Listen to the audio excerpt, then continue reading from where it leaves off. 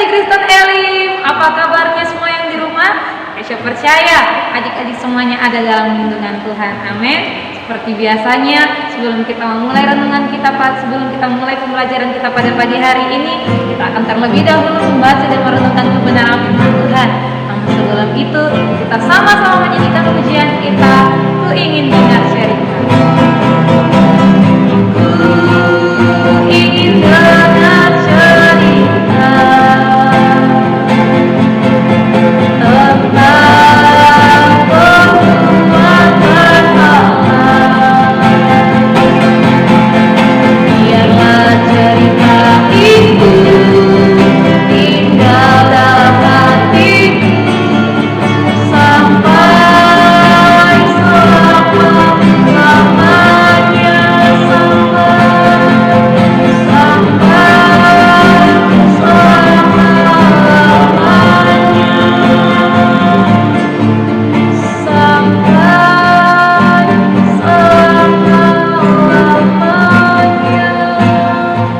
Terima kasih Bapa yang baik, terima kasih Tuhan Yesus, terima kasih Roh Kudus.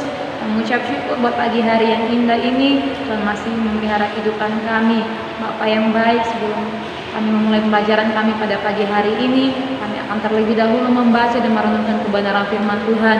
Namun sebelum itu, untuk mengurapi anak-anak SD Kristen Elim semuanya yang ada di rumah, memberikan mereka hikmat agar mereka dapat mengerti setiap kebenaran firman Tuhan disampaikan, dan mereka bukan saja mendengar tapi mau melakukannya dalam hidup mereka masing-masing.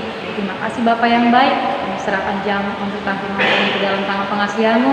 Hanya dalam nama Tuhan Yesus Kristus kami telah bersyukur. Haleluya. Amin. Nah adik-adik, bacaan firman Tuhan kita pada pagi hari ini terambil dalam kitab Markus pasal yang ke-9 ayat yang ke-30 sampai yang ke-32. Demikianlah firman Tuhan. Pemberitahuan kedua tentang pemberitaan Yesus.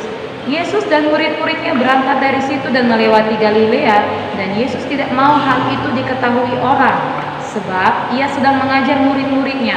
Ia berkata kepada mereka, Anak manusia akan diserahkan ke dalam tangan manusia, dan mereka akan membunuh dia, dan 3 hari sesudah ia dibunuh, ia akan bangkit.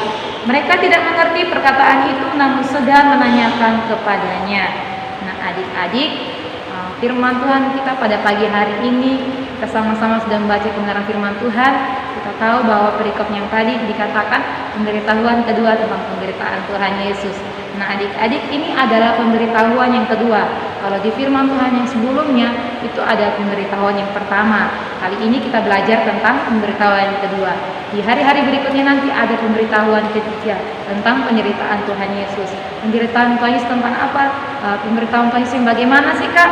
Yaitu tentang penyertaan Tuhan Yesus di kayu salib.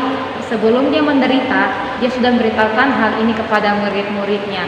Namun murid-muridnya tidak mengerti, mereka tidak tahu apa yang Tuhan Yesus katakan. Nah oleh sebab itu di ayat yang ke-32 di firman Tuhan mengatakan mereka tidak mengerti perkataan itu, namun mereka segan menanyakan kepadanya. Segannya itu mereka tidak berani atau tidak mau menanyakan hal itu kepada Tuhan Yesus. Nah adik-adik, kali ini Kak Kesha memberikan judul renungan kita pada pagi hari ini tentang malu bertanya sesat di jalan. Nah adik-adik, kalau adik-adik mau pergi ke rumah teman yang adik-adik belum ketahui alamat rumahnya, adik-adik pasti harus bertanya, harus mencari. Mungkin sekarang ada Google Maps, tapi adik-adik juga harus bertanya, harus menelusuri, harus bertanya kepada orang-orang yang tahu alamat rumah teman adik-adik tersebut. Nah adik-adik, kenapa Kak Isya bilang malu bertanya sesat di jalan? Seperti firman Tuhan yang tadi kita baca, yaitu mereka segan, mereka tidak mau bertanya kepada Tuhan Yesus tentang arti perkataan Tuhan Yesus itu. Nah, oleh sebab itu, apa yang kita harus lakukan agar adik-adik dan Kak Kesha juga tidak alami seperti yang murid-murid Tuhan Yesus alami? Kak Kesha akan bagikan 3 poin, yaitu hal pertama yang harus kita lakukan yaitu bertanya. Nah adik-adik, murid-murid Tuhan Yesus ini sudah mendengar apa yang Tuhan Yesus katakan, tapi mereka tidak mau bertanya kepada Tuhan. Apa arti maksud dari perkataan Tuhan Yesus itu?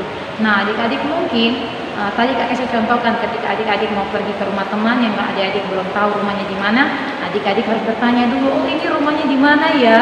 Oh di bagian situ, di arah timur. Sedikit lagi, nah adik-adik harus cari, harus telusuri. Namun adik-adik juga harus bertanya kepada orang-orang di sekitarnya kan. Nah mungkin kalau di sekolah guru-guru menyampaikan pelajaran, mungkin adik-adik belum mengerti, belum tahu, harus bertanya kepada guru-gurunya. Bu, ini artinya apa? Aku belum mengerti. Nah, oleh sebab itu jangan lupa bertanya.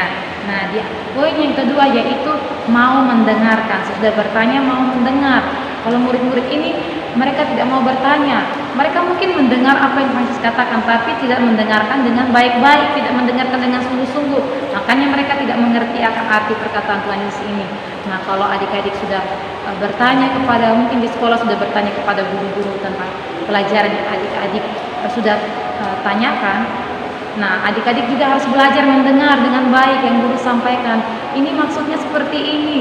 Oh, ini pekerjaan matematikanya harus dikerjakan seperti ini ya rumusnya ya.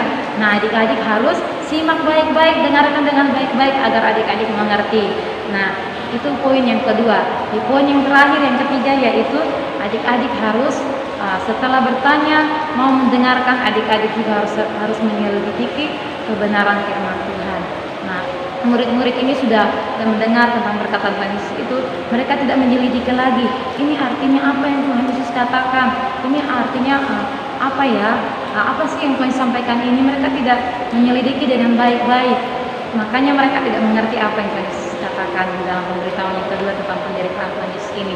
Nah, adik-adik, biarlah ketiga poin ini yang sudah Kak Yesus sampaikan, yaitu agar kita tidak tersesat di jalan, yang tadi Kak Yesus sampaikan di judul renungan kita, yaitu malu bertanya, sesat di jalan. Nah, untuk itu agar kita tidak sesat di jalan atau mungkin tidak mengerti akan sesuatu, kita harus bertanya, kita harus mau mendengarkan, dan kita juga harus menyelidiki kebenaran-kebenaran firman Tuhan.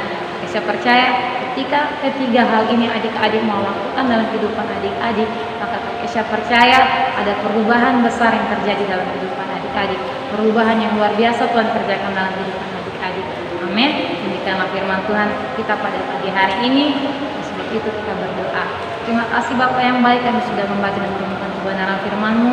Biarlah apa yang telah kami baca dan kami renungkan ini, kami mau terapkannya dalam kehidupan kami Tuhan. Terima kasih Bapa yang baik, terima kasih Tuhan Yesus. Dan juga berdoa adik-adik SD Kristen Elim semuanya yang ada di rumah. Tuhan Yesus memberkati kehidupan mereka, berikan mereka hikmat dalam pembelajaran di sekolah, agar mereka mengerti apa yang guru-guru sampaikan di dalam pelajaran juga Tuhan. Terima kasih Bapa yang baik, terima kasih Tuhan Yesus. Dimanapun mereka berada, Tuhan Yesus berikan kesehatan, Tuhan Yesus menjaga mereka semuanya ya Bapa. Kami juga berdoa buat guru-guru SD Kristen Elim, Tuhan memberkati guru-guru yang ada, Tuhan berikan kesehatan, kekuatan dalam mereka boleh setia dalam mengajar adik-adik SD Kristen Elim semuanya. Terima kasih Bapa yang baik, terima kasih Tuhan Yesus. Kami bersyukur buat hari ini, Tuhan Yesus baik dalam kehidupan kami. Dalam nama Tuhan Yesus Kristus kami bersyukur, haleluya, amin. Haleluya.